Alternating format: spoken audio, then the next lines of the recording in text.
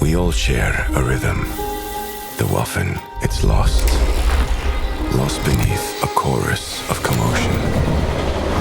The demands, the bad habits, the pressure, the uncertainty. We go again and again and again. The inability to recognize repetition.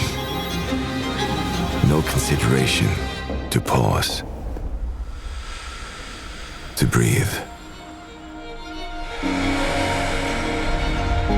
But what if we did? What if we took a moment to be mindful, to invigorate our intention to change, recognizing the need to adjust,